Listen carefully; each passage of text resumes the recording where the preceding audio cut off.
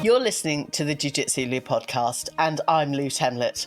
I'm guessing you're having a good day because either you've been on the mats, considering getting on the mats, or maybe taking yourself to train. I'm so happy you're here listening or watching this episode. Please don't tap out before the end. When you're looking for something consistent in life, start training Jiu Jitsu. I'd like to welcome Rachel Clarke to my podcast. Hi Rachel, how are you? I'm good, thank you. How are you? Wonderful. I'm very pleased that you're joining from the middle of the deep blue sea.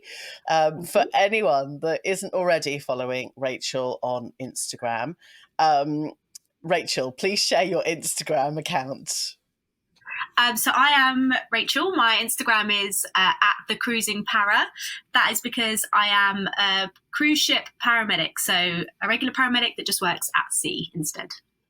Amazing. Now, you're not just a paramedic, Rachel. You have an amazing jiu-jitsu story, and I'd love for you to share a little bit more about your journey. So where and when did you start training jiu-jitsu? Because I don't think it's recently.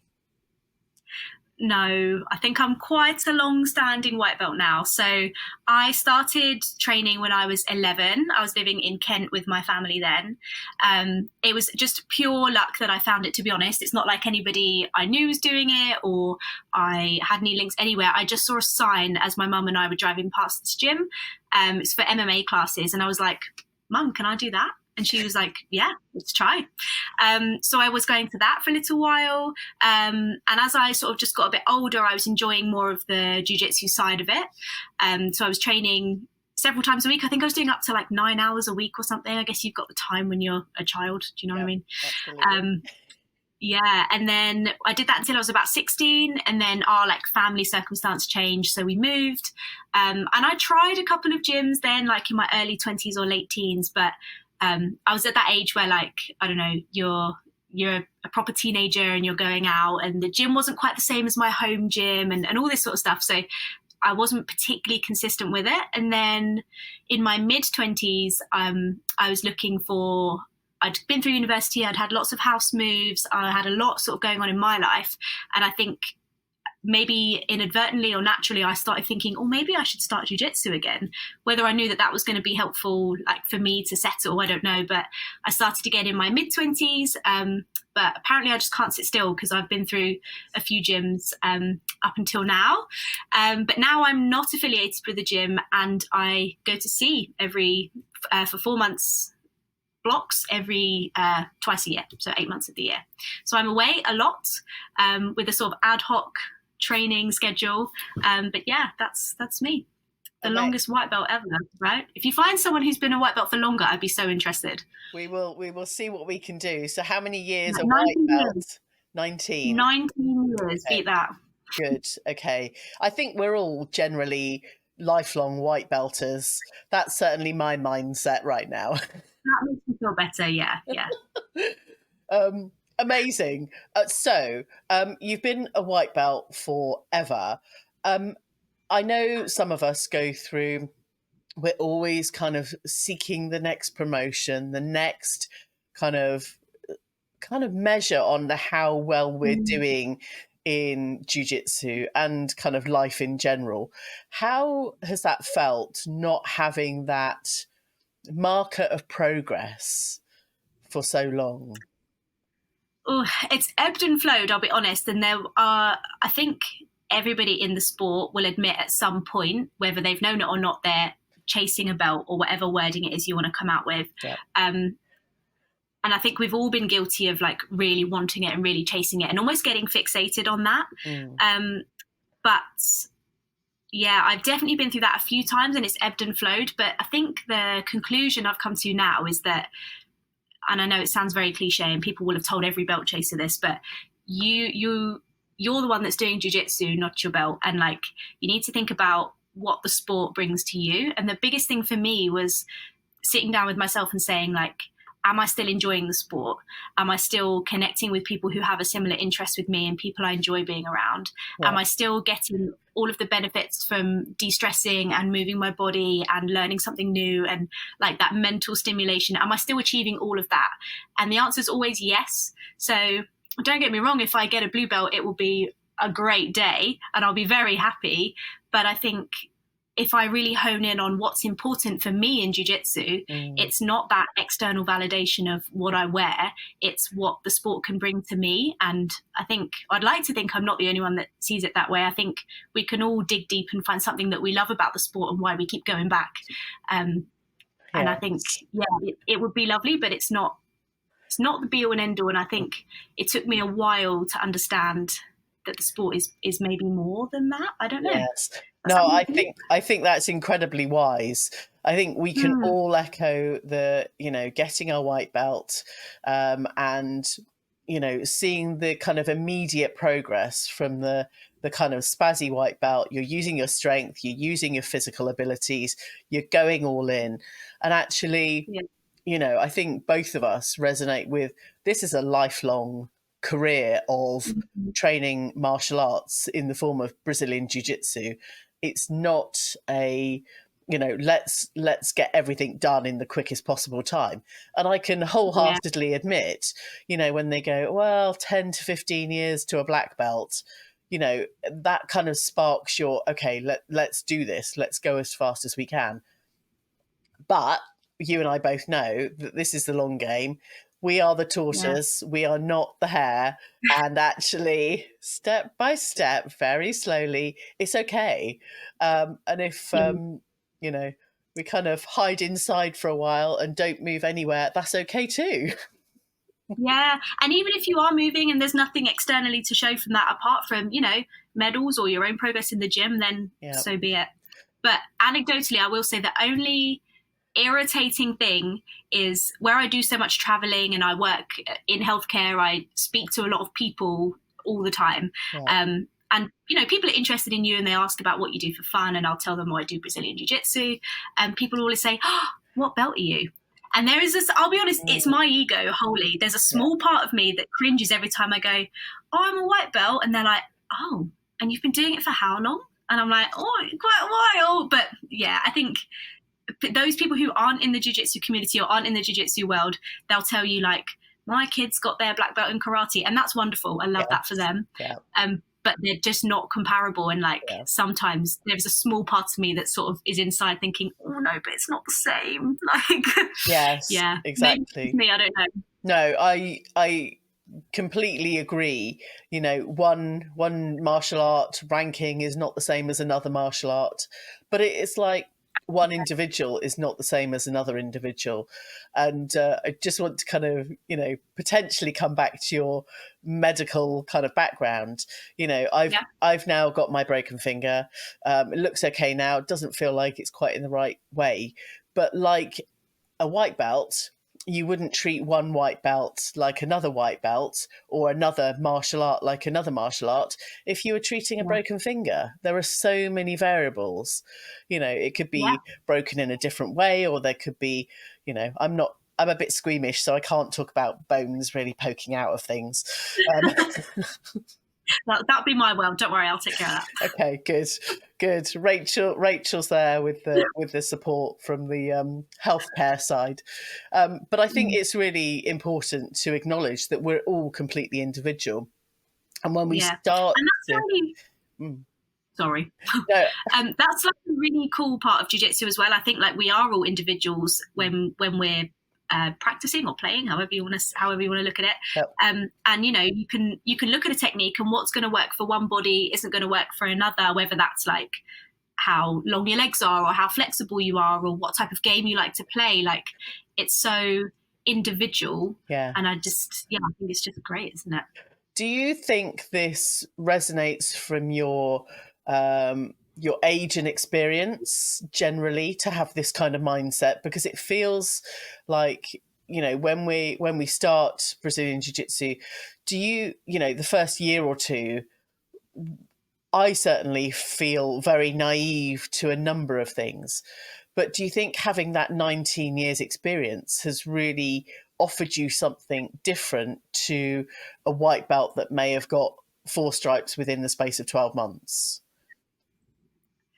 Potentially, I've never really thought about it that way, but maybe, yeah. I mean, it definitely, I think, has given me a lot of insight into, again, like I was saying earlier, like what the sport means for me and what I get from it.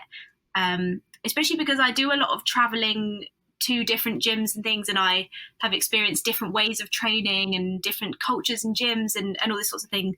I think it's given me, yeah, more insight on how I feel about the sport and my relationship with the sport. Yeah. And I don't say other people's because I can't speak for that, but you sort of see trends in how people like enjoy the sport and things like that. In terms of like my ability, I know I think I do okay, but yeah, I don't really know is the answer.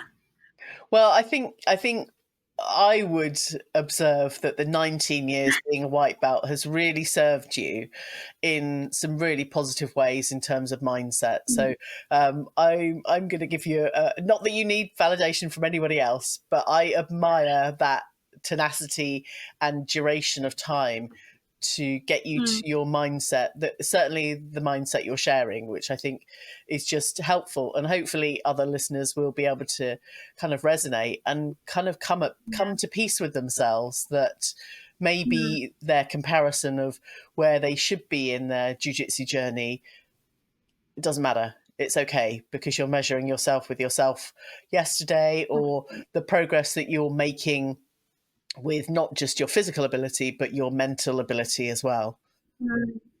Yeah, for sure, for sure. And I think I'm just used to waiting now. I mean, when I was a teenager, I was waiting to turn 16 for my blue belt, but then we moved away, and then I was sort of having it dangled in front of me by coaches, and then I went back to C. So I think, yeah, it's taught me a lot about patience and waiting and actually what's important in the sport. I think it's really nice. I love it. I love it. Okay, so you mentioned training in different gyms and different cultures. Talk to me about some of those experiences because I'm excited to hear. So, do you know what? When I go to different towns and I visit friends and I move around the UK when I'm home, I do like to try and train at different gyms. And at first that was really, really daunting, especially as a woman and as a white belt. I don't want to say we're unwelcome because that's not untrue, but I think you'll probably relate that we feel certainly as though we're on the back foot in taking up that space in the mat, especially as a guest. And I think at first that was a really difficult thing. But now I've noticed a lot, there's a lot of talk, isn't there, about women coming into gyms and how we make women feel included. And I think my case is obviously quite unique because I am, for want of a better word, experienced in the sport. But I found if you go in with the attitude that you want people to receive you with, then that normally is quite a good way to do it.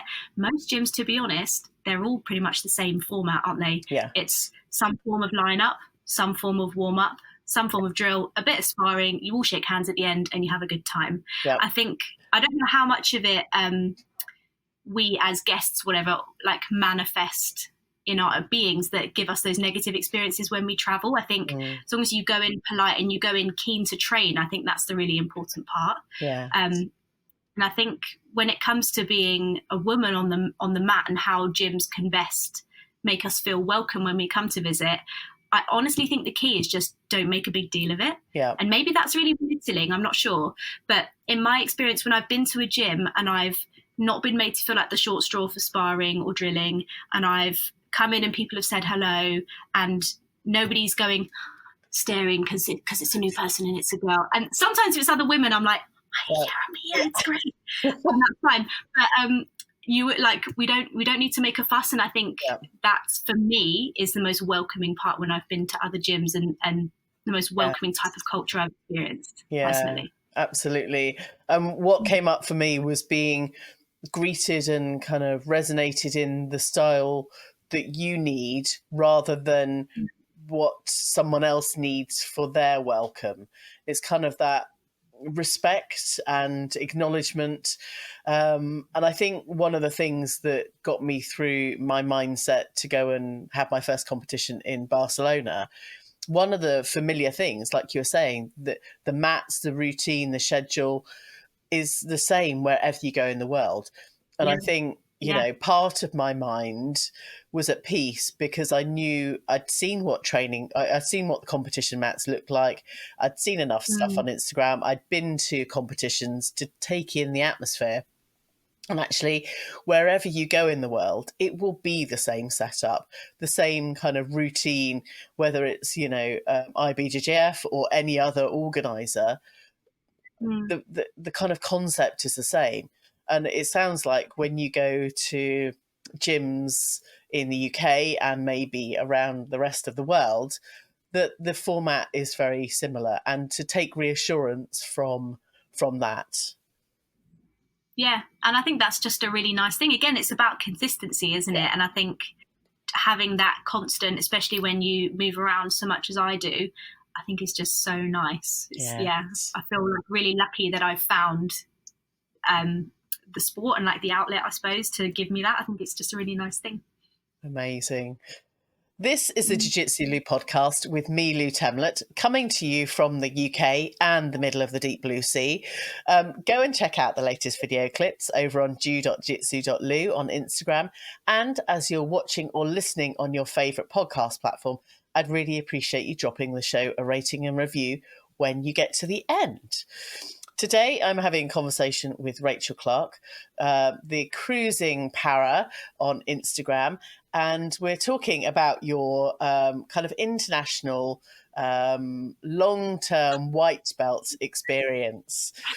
Now, tell me, what's been the most kind of I don't know what measure to use, but the most interesting, the most insightful kind of gym, Brazilian Jiu Jitsu gym experience wherever you've been around the world? Are you asking me for a favourite? Well, whatever measure that's kind of inspired kind of the thought to bring right now. It may have been the worst. I mean, I'd love you to say the best, the favourite. Mm. What is? Ooh, Listen out, people. I wouldn't dare. No, that's not kind. Oh, okay, the best experience, or the most interesting, or the funny story.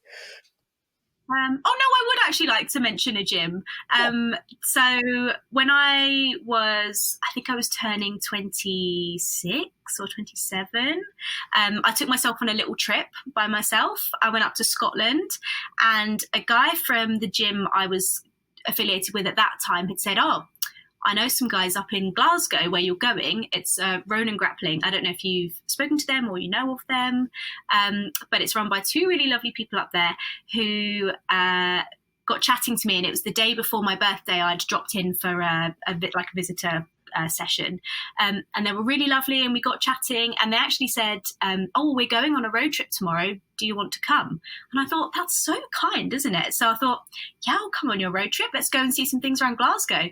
So not only did they come and collect me from the tube station, they'd bought me a birthday cake as well, Oh and we'd driven wow. around and we had a wonderful day. And I just think that's such a nice thing, A, for a person to have done, Mm, but B, like, what a wonderful thing that the sport has brought to me. Like that, yes. the community can be so great when you want it to be. Okay. Note, gym owners, if you receive a message from Rachel Clarke, be Birthday prepared. cakes. No expectations. No, I'm not saying that's the benchmark, but it was just a really, really nice gesture, and I recommend their gym all the time now. Oh, amazing. Not because I think they're going to give me birthday cake, but because they were just really lovely. So that was Scotland. Where else have Yeah. you trained in the world? Well, I've only travelled to UK gyms so far. So I've done 4 contracts at sea. Well, this is my 4th contract at sea now. And my first 2, I bought training gear, and my first 3, I bought the belts. And I thought, I'm going to find a gym. I'm going to go somewhere. I'm going to train. It's going to be great. Especially because a lot of my contracts have been in the US or Hawaii or Oh other wow. places where they speak English, which helps. Um, and I was frantically Googling all these timetables and this and that and that. But there are so many stars that need to align. It's honestly outrageous. So the place has to have a class. And typically, I don't know if you know much about cruises, but we dock from like 6 to 8 in the morning to roughly 6 p.m., 7 p.m. at night. Most classes are in the evening, aren't they? So that's wipes that off. Yep. You then have to have a day that I'm allowed off the ship, and you then have to have a gi class that's going to accept me. It's honestly, it's a nightmare. So I've got a friend who's coming to visit me on port on the ship, and he's going to bring a rash guard for me. So we'll see. Maybe, hopefully, I'll get something squeezed in this European itinerary, but amazing. We'll see. It does sound like lots of it. Actually, I mean, you live your life, and it sounds, if you've been on cruise ships and seen any of the team, kind of, I was going to say in the back office, no, on the ship and kind of working, you're always really busy, but. Like in anyone's life, potentially, it's aligning all of those things, the availability, the kit, the location. And I think, maybe setting sights on one location. Do you have, if you were to choose anywhere in the world that you'd like to train, all the stars aligning, where would you go? Ooh, that's a tricky one. I think maybe Hawaii. I just really like it there. I've already been hiking there. I've been surfing there. It's just a really good, really fun place to be. I just think if I went to a Hawaiian Jiu-Jitsu school, the vibe would just be really good. Just get good energy from it. That sounds good. Okay, I might have to add that to my list as well, Rachel. Take me with you. We'll go together, yeah? Okay, good. Okay, we're notching up lots of different events and venues. I would absolutely love to have a kind of 1-year anniversary party for this podcast. I'd love to do a kind of mat session somewhere. I will be looking for sponsorship. So if anyone's listening to this and has any ideas where we can host something, I mean, it doesn't have to be in the UK. Logistics, it might have to be, but who knows? If there's some sponsorship and someone that wants to invite us to celebrate 1 year of Jiu Jitsu Lou podcast, I would. My DMs are open. Anyway. And I will be there. That sounds great. Sign me up. Amazing. September is the kind of 1 year anniversary, so we're doing all right. There you go. Perfect timing. Maybe it's going to happen. Well, you have to share these things to the universe. So I think that you're going to end up with an Hawaii Jiu-Jitsu class, maybe within the next year, and who knows where we'll be for Jiu-Jitsu Lou podcast celebration in September. Anyway, we've talked about your white belt, Hawaii, yes. We talked about your 19-year white belt journey, and you may not have trained consistently for 19 years. How do you maintain your kind of consistent mindset and outlook, and talking so passionately about Brazilian Jiu Jitsu when you may not have been on the mats in months? Well, I watch a lot of Instagram reels, and I know that's probably controversial, but that keeps me interested. That's good. Yeah, and I'm not talking about those partly those instructionals that we're never going to copy. That's a main part of it, but also just keeping myself interested. The gossip, the drama, drills that are out there. I do a lot of scrolling for things like that, and I always try and plan something for when I'm coming home, whether that's like visiting a friend's gym or whether that's entering a competition or something like that. So I almost force myself, it's not forcing myself to come back to it, because I always want to come back to it. And I think that's because I have been involved with it for quite so long. I guess it's almost like an integral part of me, that it doesn't feel like work to stay consistent with it and to come back to it. I think it also helps me motivated to go to the gym while I'm here, because I like jiu-jitsu. I don't particularly like the gym, but if I can link it back to jiu-jitsu, then I can always convince myself to go. So it's a win-win, really. That sounds very interesting. I'm now going to pick up on what gym exercises you use to kind of, support your jujitsu kind of training. What would you recommend? I know you're not a fitness instructor. We're not taking any I'm health not. advice. We're not taking any fitness advice. But what works for you? I'm interested. Well, do you know what? I've only recently cracked the code, I think. So my first three contracts, your excited face, I am. your first three contracts, I was just doing like generic cardio, generic weightlifting, and I was telling myself that I was like keeping conditioned. Yep. Well, actually, I probably wasn't, because I don't necessarily enjoy it. I'm not really putting the effort in. So this fourth contract, I was really fortunate to be gifted a training program from a coach. She does only specialize in healthcare workers. Her name is Neve, the Blue Light Coach, for anyone who's interested, who is a healthcare worker. But I essentially went to her with what I want to achieve, and I sort of talked to her a lot about jiu-jitsu and explained the type of movements we do and what movements are important for me. And she's almost developed me a program which has kept me engaged, and I can sort of link back to jiu-jitsu. And I'm not saying it's the be all and end all, and I'm not saying it's going to work for everyone, but it's a lot of more hit stuff rather than weights, a lot of body weight movements which I can almost visualize and translate into is it moves in jiu-jitsu? I guess that's the right wording. Yes. I don't really know. Moves, yeah. Oh, we should on that one. All of those, yes. Move techniques, whatever. But a lot of that body weight stuff, I think if you unpack the movements you're doing, you can see why it's beneficial, which again keeps me more motivated. And she has helped keep my cardio up because she's having me do things like burpees and squat jumps and stuff like this, which are, I find personally, much more engaging than running on a treadmill. I physically cannot do it. I'll be on there for 2 minutes and I'll think this is the worst, and I'll just get off. So I think the key is either to find somebody who can tap into what makes you feel engaged and interested in exercising that isn't the type you want, i.e. grappling. And I honestly think body weight workouts are so underrated.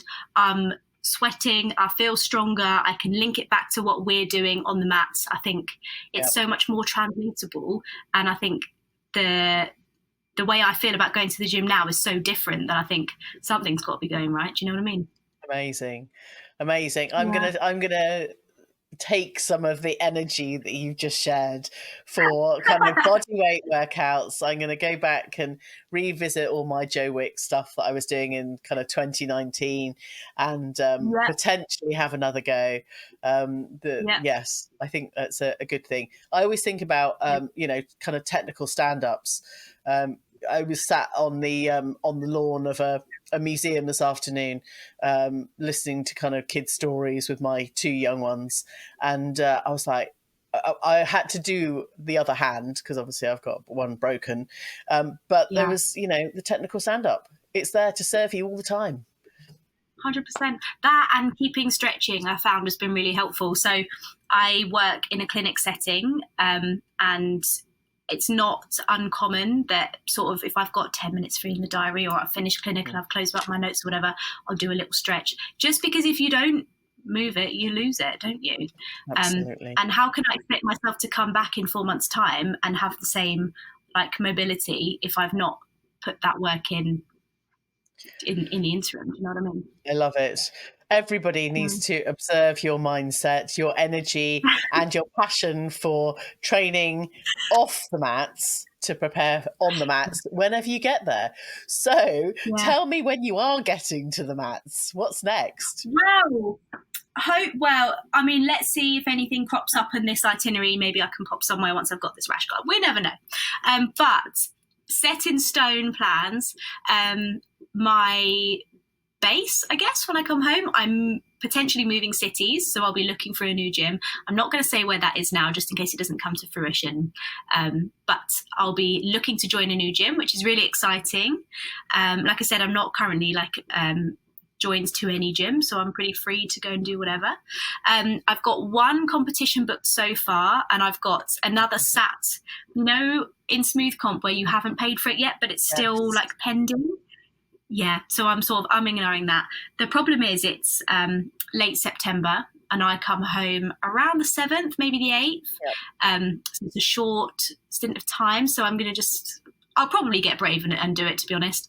And then the other one I've got is in October, and that's in Newcastle. I have a friend that lives up there, and I thought, 2 birds, 1 stone. I'll visit my friend, I'll compete jiu-jitsu, I'll catch up with somebody who I've seen at a gym in Newcastle before. It's all a win. Amazing. Can we come and support you in late September at a competition? I'd love that, but it is in London. So anybody listening from the London area, look out for me. I should get a little gi patch or something. Yeah, have a look out. You're very welcome to come and support me. Medium heavy, masters, yeah, white belt. See you there. Amazing. Rachel, I feel like we need to have another catch up, another episode at some point very soon. Maybe when you're back on land for our celebration of 1 year of Jiu-Jitsu Lou podcast. Perfect. But for now, wishing you all well in the deep blue sea.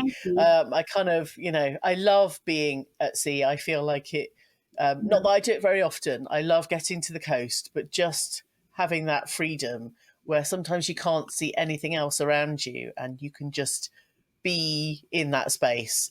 I love it. Yeah. I feel quite lucky sometimes. It's amazing. Rachel, how can people get hold of you and follow your journey? So you can find me on @thecruisingpara on Instagram.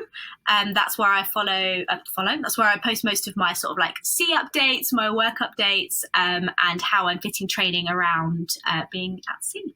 Amazing. I will add all of those links to the show notes, so don't miss out. Go and follow Rachel on Instagram, and watch out when she's back on land. Rachel, thank you so much. Thanks for having me. It's been really fun. Great stuff. Thank you. Bye-bye. Bye. I hope you enjoyed this episode. Thank you for telling your friends about this show. And as soon as the episode ends, I'd really appreciate you dropping the show a rating and a review. Thanks again for listening. Catch you on the next episode of the Jiu Jitsu Lou podcast.